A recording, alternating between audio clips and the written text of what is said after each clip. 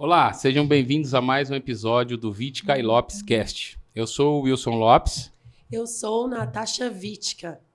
E hoje recebemos aqui, com muito prazer, nosso querido amigo Thiago Tesani, um dos advogados mais conceituados desse país na área criminal e também presidente da Ordem dos Advogados do Brasil, da subseção Bauru. Obrigado, Thiago, por ter aceito o nosso convite, né? Por ter conseguido esse espaço na sua agenda. Nós sabemos a correria que é, então ficamos muito agradecidos. É um prazer estar aqui. Não sei se é bom dia, boa tarde ou boa noite para quem for assistir, né? Mas é um prazer estar aqui com amigos tão queridos e de longa data. É isso aí. Tiago, você, como o Wilson já adiantou, né, é um advogado criminalista, renomado, conhecido nacionalmente, e agora é presidente também da OAB da subseção Bauru. Conte para nós um pouco dessa trajetória e qual foi a missão, né, que fez com que você chegasse à presidência da OAB.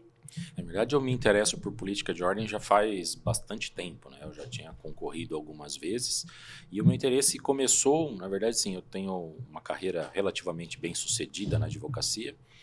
E aí um dia eu estava em São Paulo, estava jantando com o Toron, né, que é um dos maiores criminalistas que tem no Brasil, e o Toron me contou que ele seria candidato a presidente seccional e que em Bauru estaria um grupo se articulando para fazer uma chapa que concorresse. Eu não gostaria de participar desse grupo.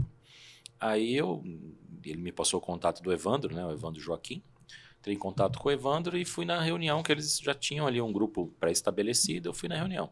E passou 2, 3 reuniões, nós tínhamos que decidir quem seria o candidato a presidente. E eu tinha certeza que o Evandro ia ganhar. Falei para todo mundo, falei, o Evandro vai ganhar, o Evandro, e eles tinham confabulado nas minhas costas que era para eu ser o candidato. E aí nós fizemos uma votação e o combinado era que quem ganhasse a votação teria que assumir a candidatura à presidência. E eu ganhei. Completamente assim, inusitado, ganhei. E aí foi a primeira vez que eu saí candidato. Aí depois disso eu gostei. Não posso negar, né, que eu gostei e fui cada vez mais me envolvendo, né? As pessoas ali em volta foram aderindo, o grupo foi crescendo, até culminar aqui na última eleição com a vitória aqui em Bauru. Muito legal. E, Tiago, desde a sua campanha, né, você sempre fala, e nós vemos hoje na prática, que a OAB é para todos, né? Você entende que a OAB ela é um órgão que deve promover a inclusão?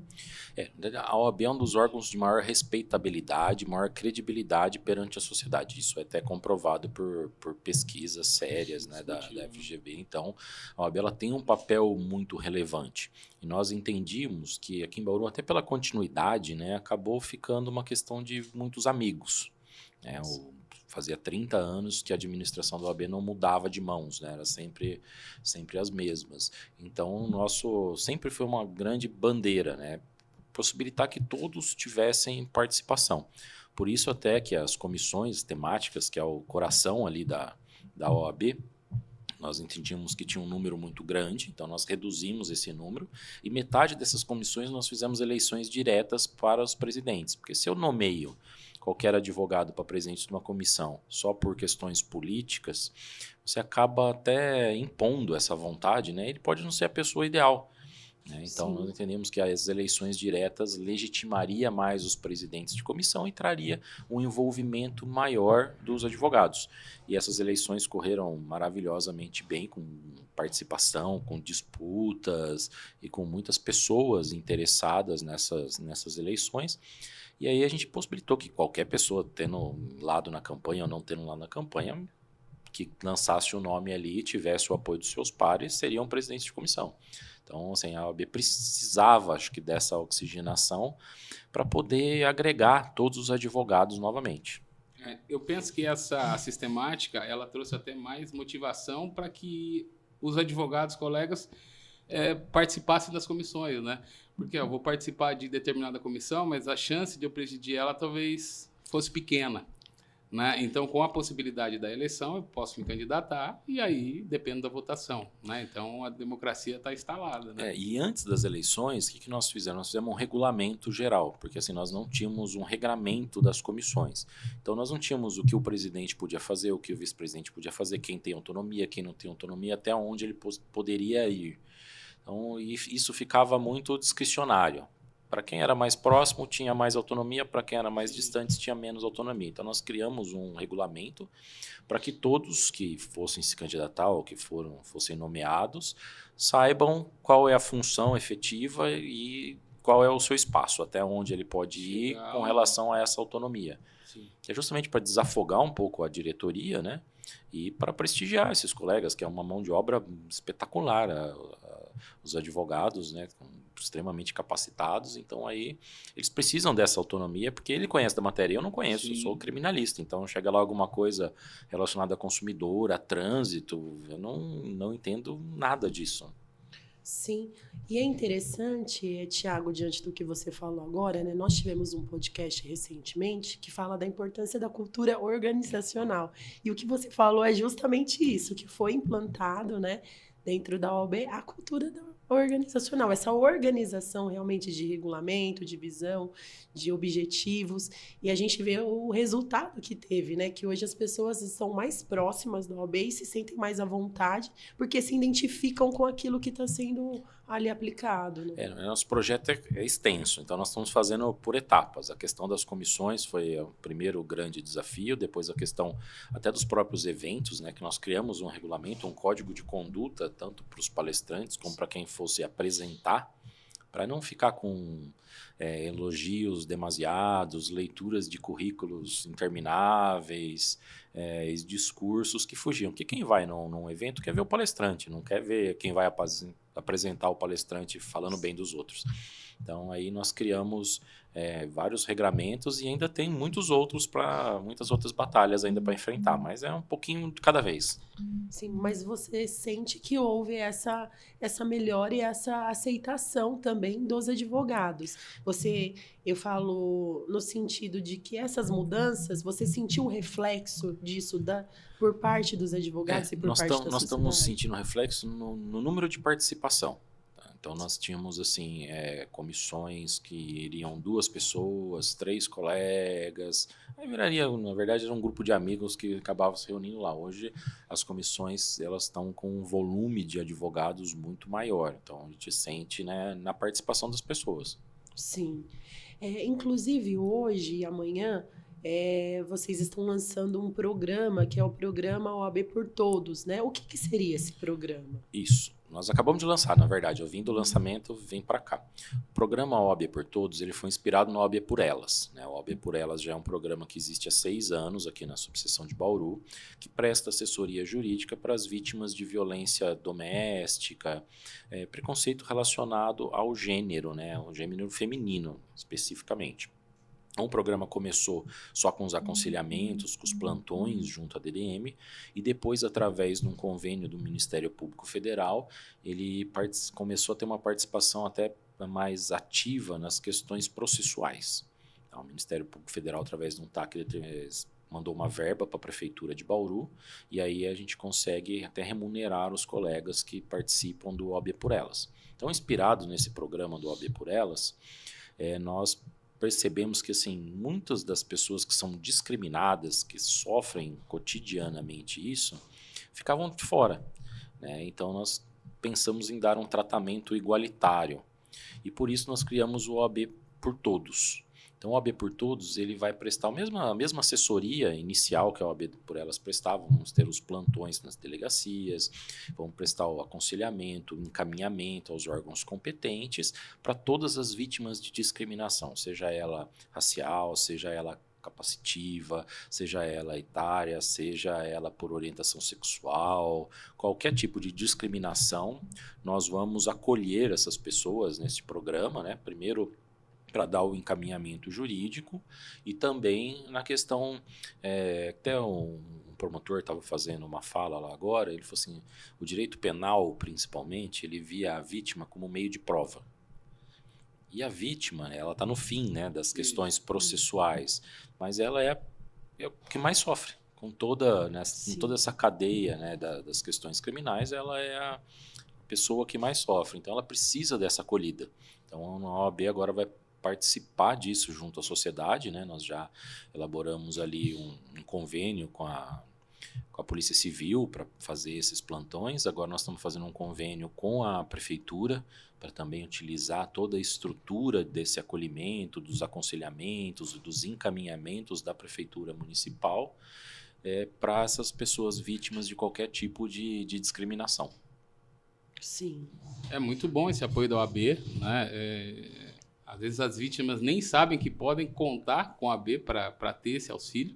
Então, com certeza, esse programa é muito importante e vai ser de grande valia, né? E se você divulgando cada vez mais, vai, sem dúvida nenhuma, ajudar muita gente. E é um programa pioneiro, tá? Inclusive, tinha hoje várias pessoas de OABs fora daqui, né, que vieram justamente para conhecer o programa, para depois tirar esse programa como modelo, né, e a seccional, né, que é o órgão estadual da OAB, também consultado, se mostrou interessada, porque a seccional não conhece outro programa nesse sentido e eles gostariam de implementar a nível institucional.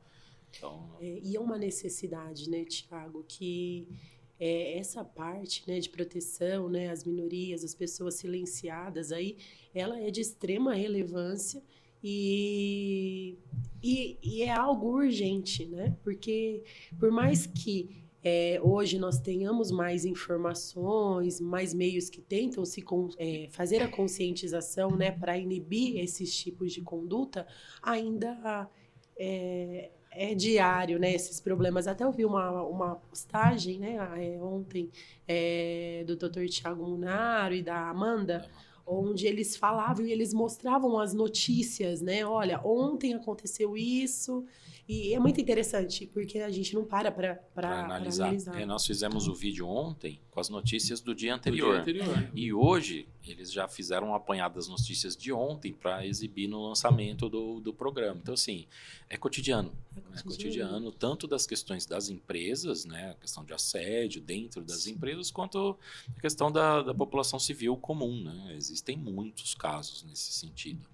Sim, inclusive, né, nessa parte que você falou sobre as empresas, você vê que essa preocupação, ela é patente até mesmo na questão da atualização da NR, né, da norma regulamentadora número 1 do Ministério do Trabalho, que agora colocou a importância dos riscos psicossociais, né, a questão de prevenção, até mesmo do assédio moral, assédio sexual, dentre outras coisas que sempre estiveram ali, mas que os empresários acabavam não dando importância para prevenir, agora virou uma obrigação, né? Legal. Tanto que amanhã, né, nós vamos ter o simpósio, que seria o dia inteiro, com pequenas oficinas ligadas a todos os temas que nós pensamos, né, não está fechado ainda, mas nós pensamos em abordar no programa OAB por todos. Então vai ter a questão étnico-racial, a questão da homofobia, a questão do etarismo, e nós convidamos, né, para participar dessas oficinas sempre grandes empresas. Então nós vamos ter o representante da Pascoaloto, o representante da Mandalite, o representante da Consilig,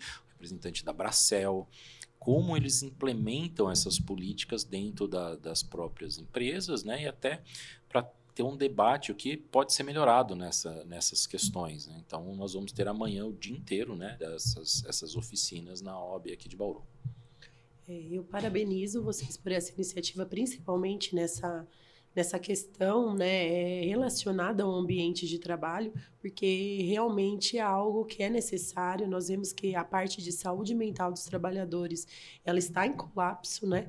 E isso acaba influenciando muito, né? Às vezes o empresário, ele acaba não tendo ideia que essa prevenção é mais lucro do que prejuízo, né? Porque um trabalhador no ambiente de trabalho respeitoso, onde ele se sente confortável, onde é respeitada a saúde dele, ele diminui a rotatividade no emprego, diminui o número de ações, diminui o número de benefícios previdenciários, de afastamento. Então, na verdade, a prevenção, eu falo muito que é uma área que é minha paixão, então entrou nessa área do trabalho. Mas às vezes o empresário, ele acha que mais uma dor de cabeça, mais um custo, quando na verdade isso, o impacto positivo para a empresa é imenso. Então, essa iniciativa de vocês chamarem, né, convidarem as grandes empresas para conhecer esse projeto é extremamente interessante. Acho que vai ter um um benefício muito grande.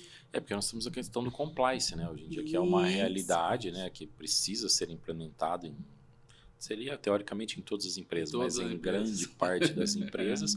Mas não pode ser um plano só para inglês ver. Não pode ser um plano que é só colocado ali bonito no papel, sem nenhum tipo de implementação prática, né? Então, hoje existem muitas empresas que têm esse plano de compliance, mas é um documento que está guardado ali no arquivo sem nenhum tipo de efetivação. Então, assim, as boas práticas das empresas têm que ser incentivadas, elas são cobradas pelas normas, né? E isso também repercute nas esferas. Agora eu puxo sardinha para o meu lado, né? Repercute na esfera criminal.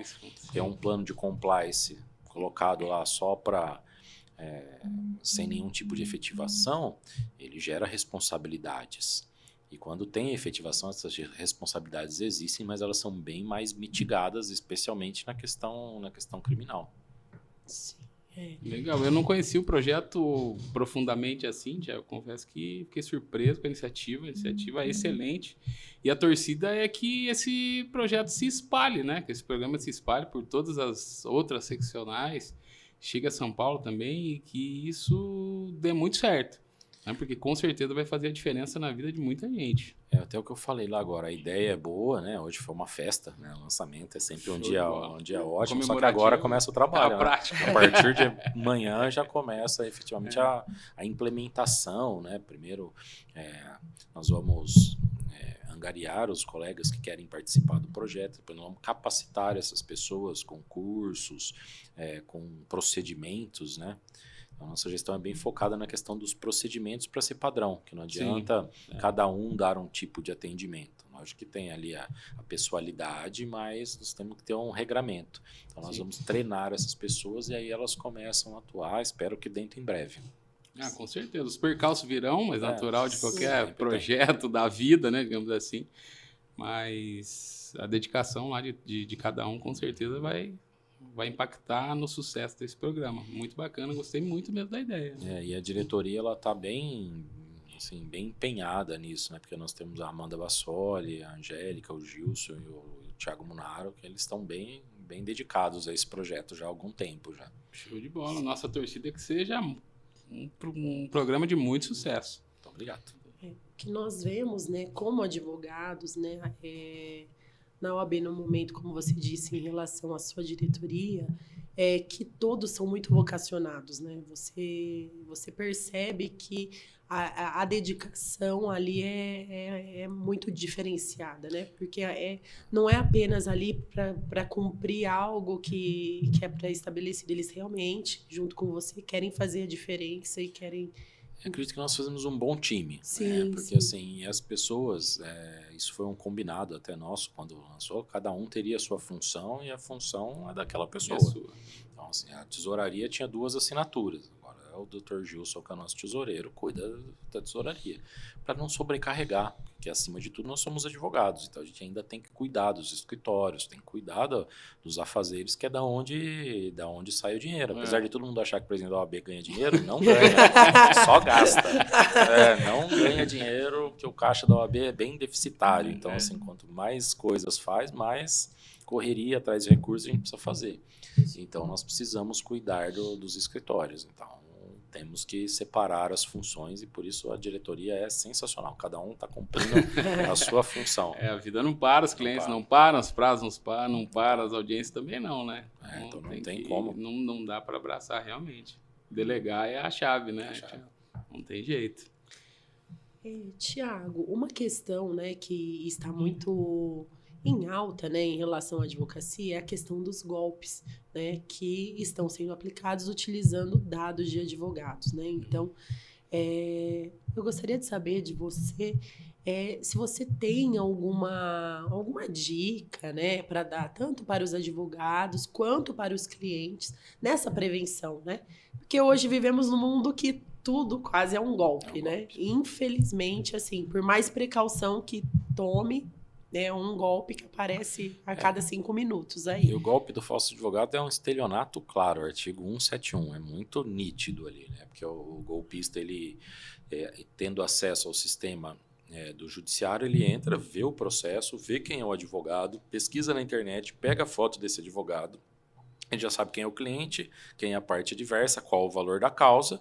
Aí, se passando pelo advogado, ele manda algumas mensagens ali e, como todo bom estelionatário, ele tem um poder de convencimento extremamente alto. Se a gente mandar uma mensagem para um cliente nosso, falar assim, deposita um trezentão aí que eu preciso pagar uma guia. Nós não vamos conseguir. Mas o estelionatário manda mensagem e consegue valores exorbitantes, né? Assim, com uma facilidade grande. Por ser estelionatário. Então, aí ele se passa pelo advogado e pega esse dinheiro sem nada passar pelo advogado, né? Ele está ali vendido, sem saber, só depois que tudo está efetivado é que efetivamente vai acabar conhecendo. Então a OAB São Paulo lançou um programa, né, onde eles incitaram o DEIC, que é um departamento especializado da Polícia Civil, a fazer uma investigação, porque isso é muito coordenado, então provavelmente é uma quadrilha especializada nesse tipo de golpe que está movimentando milhões por semana. Então, aí todos os casos a gente orienta que para que fosse feito o boletim de ocorrência e para que for comunicado ao OAB local. Porque aí passa para a investigação geral em São Paulo, né? Que eles já realizaram algumas prisões, tudo, mas eles estão aprofundando nessa questão. Mas, assim, isso vai existir com mais frequência. O tribunal até tentou colocar as 2 etapas do reconhecimento para entrar no processo, para tentar dificultar, que já é uma medida, e agora com a implementação do EPROC, o EPROC ele registra quem consulta. Você pode consultar o processo de outra pessoa, mas ele fica registrado ali. Então, assim, são mecanismos que tentam diminuir, mas acabar, acho que vai ser muito pouco provável, né? Pessoas têm que só procurar os canais oficiais. Se o advogado te mandar uma mensagem, você tem o contato dele, aquela historinha de, mudei de contato. Verifica antes de fazer qualquer depósito. Na semana passada eu devo ter recebido umas 10 mensagens de clientes, que daí os golpistas começaram a disparar. E aí todo mundo... é você, não é? Alguns, vou passar para receber. Não sou eu, não. Gostaria muito, mas... Nós temos essa dificuldade, é uma realidade que precisa ser enfrentada.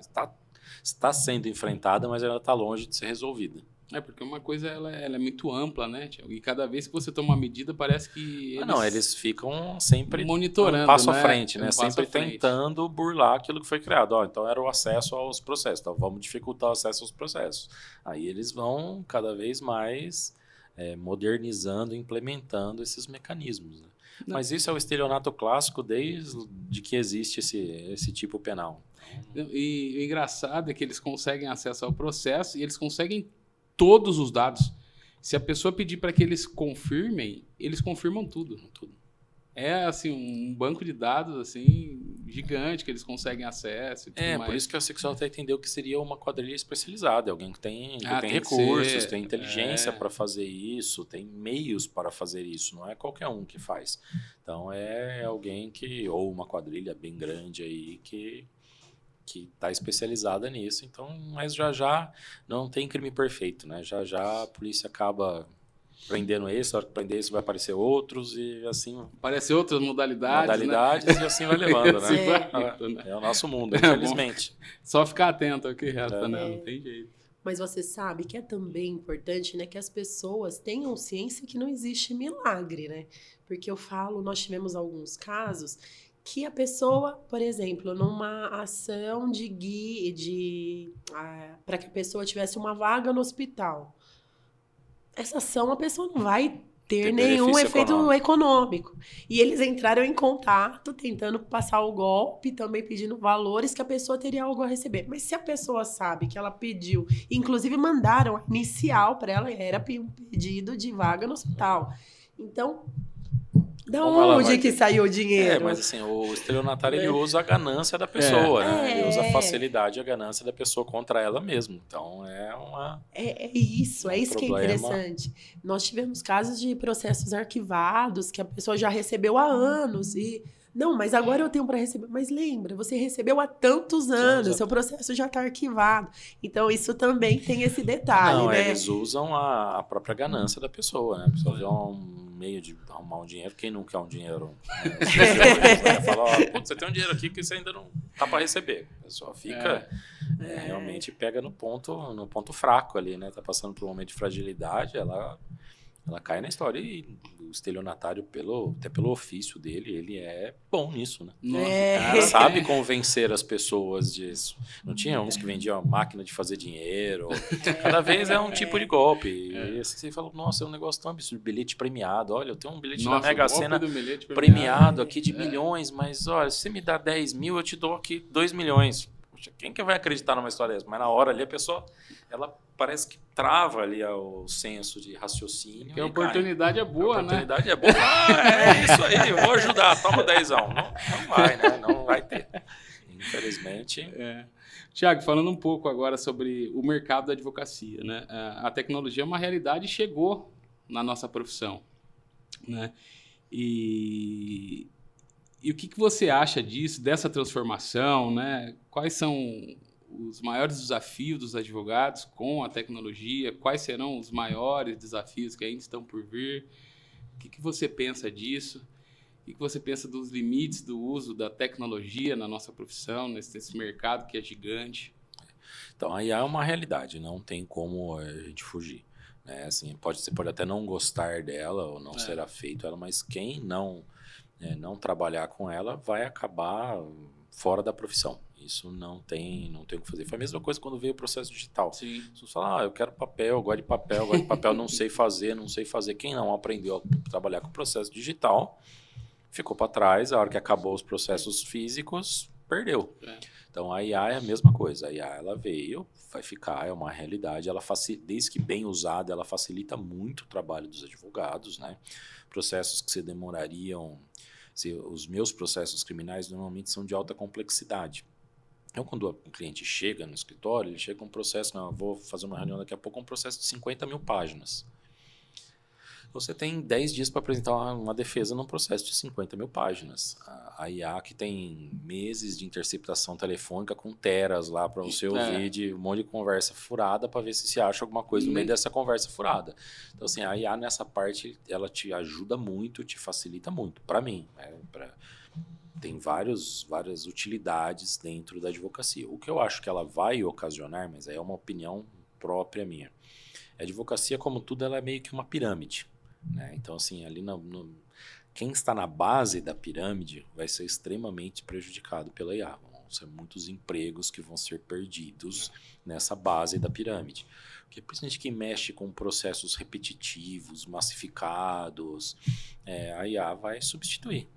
Pode não substituir o trabalho final, mas assim, uma mão de obra que alguém precisar de 100 advogados, ele com 10 advogados vai resolver essa questão. Porque a IA vai fazer o trabalho dos outros 90 e os 10 vão conferir, ver se é aquilo mesmo para depois referendar e passar para frente.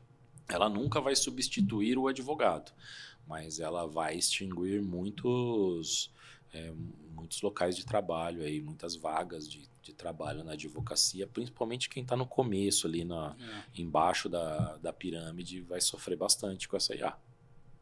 A única forma a gente também usa no escritório com muita parcimônia, né? Porque ela não consegue, no nosso caso, por exemplo, que é a chamada advocacia boutique, né? A gente não consegue usar ela de uma maneira 100%, por exemplo. A gente usa com parcimônia, mas quando chega no determinado ponto do processo, aí é o advogado, né? Mas ela auxilia muito no agendamento de prazos, por exemplo, análise de documentos, né? Elaboração de parecer, resumos, tudo isso aí funciona muito bem. Sim. Ela tem auxiliado em muita gente, né? Nesses processos, por exemplo, 50 mil páginas, nem se ficar sem dormir em 10 dias, né? 10 dias não tem como, né? Não tem jeito. Não, se mesmo se fosse um mês, em um mês você também não conseguiria analisar e separar, entender tudo isso. Então, assim, ela acaba facilitando bastante. É uma realidade irrefutável. Eu lembro da primeira grande reforma, né, que teve, foi quando foi a saída da máquina de escrever. Não sei se você se recorda.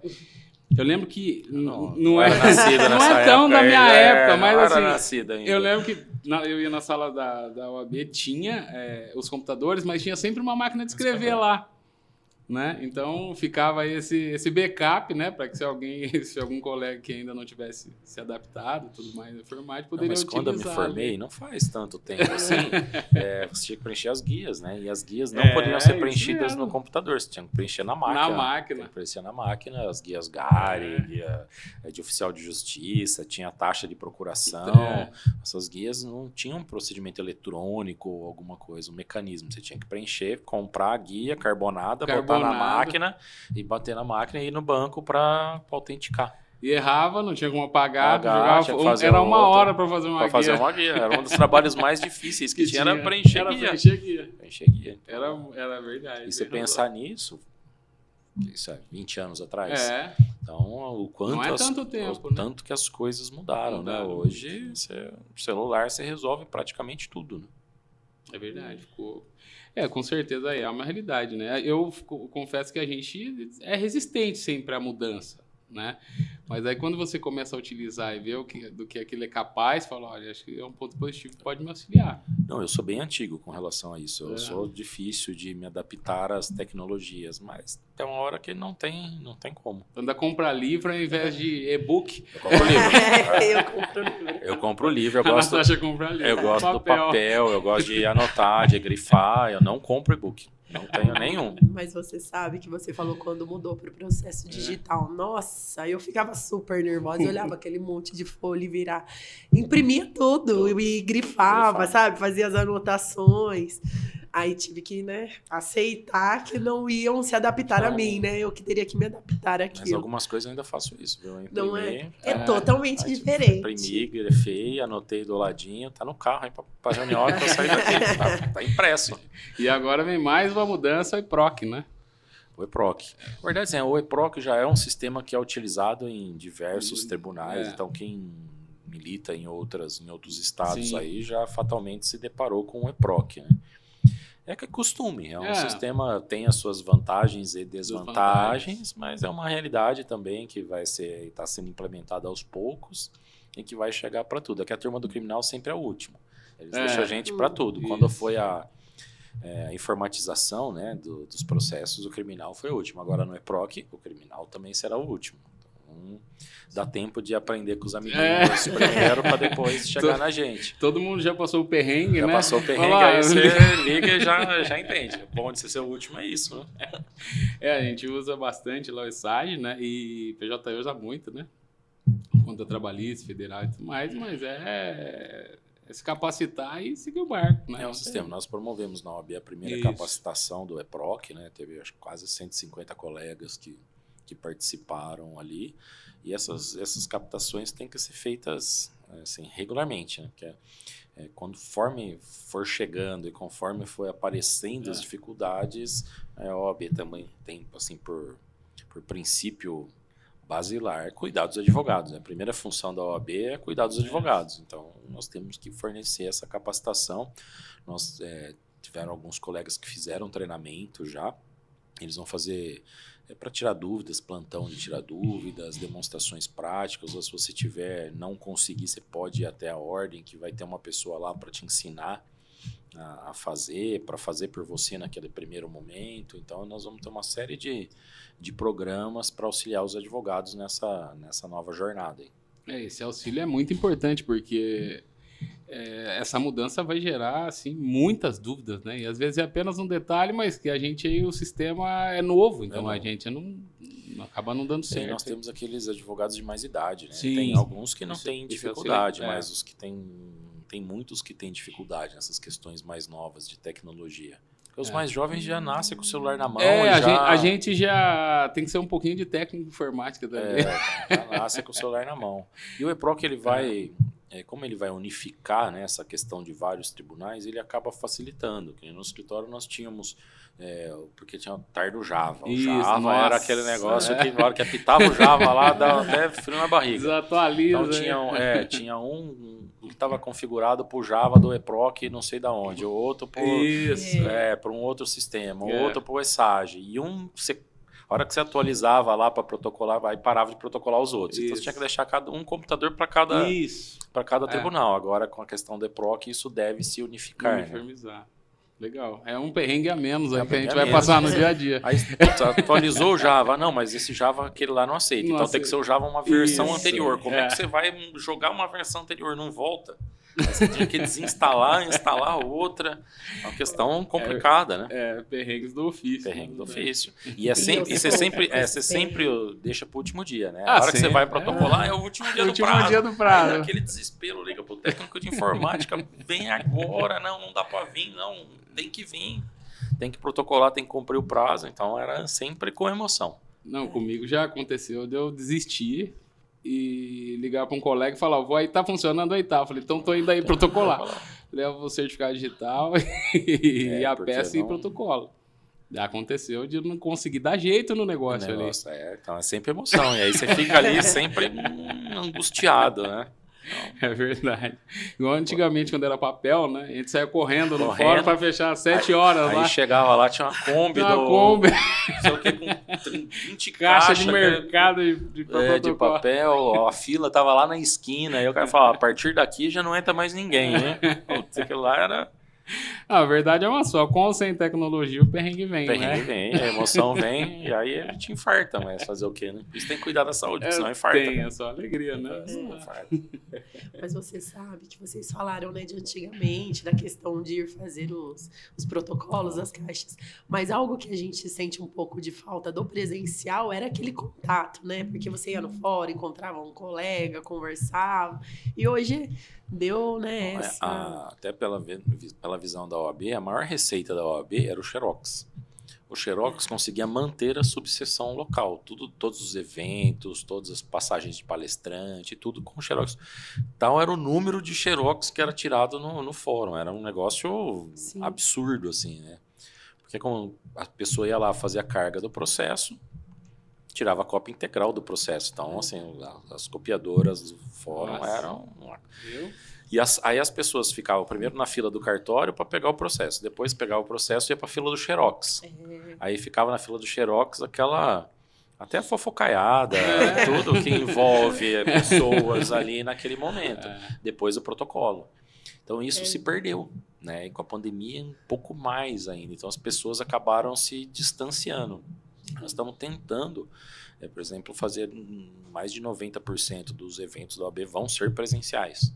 Que é justamente a gente ver se a gente consegue juntar as pessoas novamente. Porque advogado é uma profissão, que você pode trabalhar sozinho, mas é uma profissão que depende dos colegas. Sim. Quanto mais advogados você conhecer, quanto mais advogados você tiver bom relacionamento, é mais fácil a sua vida. Tanto para perguntar a questão, para consultar, porque ninguém sabe tudo, então você precisa tirar dúvidas, você precisa discutir, você fica lá um tempão pensando a mesma coisa, muda completamente. Questão de fazer acordo, para quem milita, né, um contra o outro, aí, né? Resolver os conflitos é muito mais fácil quando você conhece as pessoas e você sabe com quem você está lidando. Então, assim, essa é uma questão moderna, mas uma questão que também a gente precisa tentar lutar contra, né? Que é esse afastamento das pessoas, até as próprias trocas de cliente, o network é importantíssimo, né? Você gira dentro dos próprios advogados. Eu faço única e exclusivamente criminal. Então, as matérias que chegam de outras questões se acaba passando para colegas. Sim. E os colegas te indicando as questões que eles não fazem. Então, o convívio é extremamente necessário para a advocacia. Faz muita falta, realmente. Eu tirei muito xerox na sala da OAB. Fiz, muita diligência lá, e tirando xerox de processos gigantes. E a OAB hoje agora faz falta essa receita. A caixinha ali tá suado. Não faz falta essa receitinha aí dos... Eu peguei essa época. Era muito bacana. Era muita gente ali, todo mundo interagindo, porque tinha que esperar, porque o colega da frente tinha um volume grande, eu tinha que esperar e tal. E era muito bacana mesmo, realmente. Hoje é vazio, né? Você acabava conhecendo as pessoas, fazendo amigos, né? Fazia amigos. E aí a vida com amigos é mais doce, né? Então a gente fazia muitos amigos nessa época. Agora é um pouco mais complicado. Sim. Tiago, você foi presidente do tribunal, né, da 10ª turma do Tribunal de Ética e Disciplina no triênio de 2022 a 2024, né? E o tribunal ele tem uma grande relevância para a sociedade e também na proteção dos advogados. qual foi a sua maior experiência? Qual foi o aprendizado que você tirou nesses 3 anos de gestão como presidente do Tribunal da 10ª Turma do Tribunal de Ética? Na verdade, eu era defensor do tribunal, né? Já fazia bastante tempo. E aí, o cargo de presidente do Tribunal de Ética é um cargo de indicação, né? É um cargo de confiança. E aí, quando a doutora Patrícia Vanzolini assumiu, né, a presidência da seccional, ela me indicou para o cargo de presidente do Tribunal de Ética.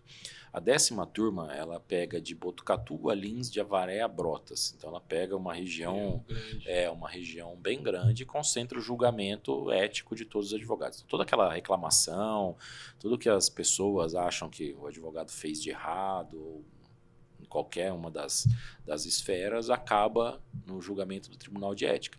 Então, aí cabe ao tribunal, primeiro, separar o que é realmente uma reclamação que pode ter um andamento e o que é uma reclamação sem nenhum tipo de relevância, que existem muitas. As pessoas, por exemplo, perdem um processo, vão lá e reclamam no Tribunal de Ética contra o advogado. E, assim, a advocacia é uma profissão de meio, não de fim. Então, assim, as pessoas, ela se dedicou, ela não perdeu prazo, ela fez tudo certo, o resultado não é certo, né? Não depende do trabalho. Então, a primeira coisa era separar esse tipo de reclamação, né? E aí o que vinha que tinha um mínimo de plausibilidade colocar para processamento. Aí o processamento do Tribunal de Ética é como se fosse um processo judicial. Então, a parte é intimada, apresentar as defesas, aí tem o juiz de admissibilidade, ele segue basicamente o procedimento de um processo criminal, né, que é um pouco diferente aí do trabalhista ou do civil, né. E ali eu vi, porque eu sempre tive até também uma visão de que os tribunais de ética, os órgãos de corregedoria, eles eram corporativistas. E ali eu vi que a coisa não é desse jeito. Tá? Em um ano foram caçados 27 advogados nessa região aqui só na 10ª turma. Então, assim, os maus profissionais, eles têm que ser extirpados no mercado, porque se a gente tem 1000 bons e um ruim, todo mundo lembra do ruim, todo mundo vai se pautar pelo ruim. E os 1000 bons que trabalham de forma correta, de forma como deve ser, acabam sendo penalizados ou pegando uma má fama por conta daquele ruim. Então, o trabalho do Tribunal de Ética, ele é bem relevante, né? E quanto mais atuante ele faz a questão preventiva. Porque aí você fala, poxa, não posso pisar na bola que o Tribunal de Ética me pega. Então, isso é como se fosse um tipo penal, realmente, né? O tipo penal ele serve tanto para reprimir quem fez, quanto para prevenir para quem não fez tenha medo de dar aquela repressão. Então, a gente acaba caindo nessa esfera e nessa roda, mas o tribunal hoje está sob a presidência da doutora Márcia Canhos, né, e presta um serviço bem relevante, e o volume de trabalho lá é muito grande. Né? Tem muitos processos, muitas reclamações, e envolve muitos colegas voluntariados, porque a gente pega desde a presidência, a vice-presidência, depois nós temos os assistentes, depois nós temos os assessores, os defensores da ativo e os relatores. Nossa. E agora temos os instrutores, porque tiraram a instrução das subseções e concentraram no Tribunal de Ética. Então, assim, são 7 cargos de assistentes, né? São 20 de defensores da ativos, 20, todos com bastante processo para cuidar, com bastante reclamações para cuidar. Então, é um órgão vivo, um órgão que funciona muito bem. E ele tem total autonomia. Então, apesar de funcionar ali na sede da OAB, os funcionários do Tribunal de Ética não são subordinados ao presidente da OAB local, eles são subordinados a São Paulo. Então, eles não respondem à OAB local em nenhum tipo, né? Inclusive, pelas normas do Tribunal de Ética, não pode ter nenhum tipo de contato com a diretoria local. Então, eu, como presidente, não posso chegar lá para o funcionário, eu queria ver o processo de fulano de tal. Não tem acesso. Então, é distrito ao pessoal do Tribunal de Ética, realmente. Então, assim, é bem séria essa questão. É interessante você deixar claro sobre essa imparcialidade, né? Tanto em relação, né, às reclamações, em relação à defesa da sociedade em geral, né, dos clientes que ali fazem uma reclamação, mas também em relação aos advogados, que também encontram proteção a partir do momento que sabem que tem alguém ali que faz, né, essa análise, se realmente aquilo é plausível ou se também está sendo utilizado como meio de vingança, como meio de ferir a reputação ou diminuir aquele advogado sem nenhum motivo, né? Então, acho que essa imparcialidade é importante, né? E isso é muito utilizado. Se você não ajeitar, eu vou te mandar para o Tribunal de Ética, eu vou fazer isso, o Tribunal de Ética é usado constantemente como uma ameaça contra o advogado, né? Mas, assim, o juiz de admissibilidade ele é bem sério e bem importante, porque a maioria das reclamações não procede. Existem bastantes reclamações procedentes, mas a maioria não procede. É mais uma reclamação, uma vingança, ou um recurso que não tem como ser plantado, descontentamento vai para o Tribunal de Ética. E também tem a questão dos advogados um contra o outro, né? O Tribunal de Ética também é muito acionado com questão de juntadas de procuração sem avisar. Isso é bem comum em alguns segmentos da advocacia, então tem que ser firme nessa questão. Tudo tem um procedimento, é só seguir o procedimento que ninguém tem problema. Ninguém tem problema. Sim. Infelizmente acontece, né? Não tem jeito. Tiago, o tempo passa rápido demais. Já acabamos? Já acabamos. Olha que beleza. Em cima da hora. Fala pouco, hein? Mas com certeza foi um episódio muito valioso, né? Esclareceu muitas dúvidas nossas também, digo, com relação ao programa, né? O B para Todos, que eu não conhecia. Fiquei bem surpreso aí com a profundidade do programa e também de todos aí que nos assistem, né? Acredito que a Natasha também. Então, gostaria de agradecer aqui a sua presença. Espero que venham mais vezes aí. Fica o convite para vir quando quiser. E eu gostaria que você deixasse uma mensagem para a sociedade, para os advogados, a mensagem que ia tocar no seu coração aí. Aquela câmera ali é sua, pode ficar à vontade. Primeiro, agradecer a vocês dois pelo convite mais uma vez. É uma honra estar aqui com vocês. Vocês sabem do carinho que eu tenho por vocês de décadas. Não vamos falar tantas décadas assim, que senão demonstra essas barbas brancas, essas barbas brancas que estão aqui. Falar que a questão da gestão da OAB local, né? Nós estamos à disposição de todos os advogados, estamos com uma gestão que está agora há 5 meses, né, à frente da OAB. Então, acredito que vamos cometer muitos erros, mas estamos abertos às críticas, né, para onde a gente pode melhorar, porque o intuito é trabalhar pela advocacia. Eu sou advogado, sempre quis ser advogado, vou morrer advogado, então eu quero trabalhar em prol da classe que é minha e que eu vou viver nela até o fim. Então, nós estamos abertos a todos, à disposição ali para ouvir as críticas, as sugestões e conclamar todos os advogados a participar, porque o que faz a OAB forte são os advogados. Então, hoje nós temos em Bauru, já passamos dos 5.000 advogados inscritos aqui na 21ª subseção e gostaria, pelo menos uma vez, né, durante essa gestão, todos esses pudessem passar por lá. Só isso. Obrigado. Show de bola. Nós agradecemos a todos que nos ouvem. E esse, com certeza, foi um episódio muito especial para nós, né? Com certeza. Então, mais uma vez, muito obrigado aí, meu amigo Tiago Tesani. Nós registramos, inclusive, me perdoe, né?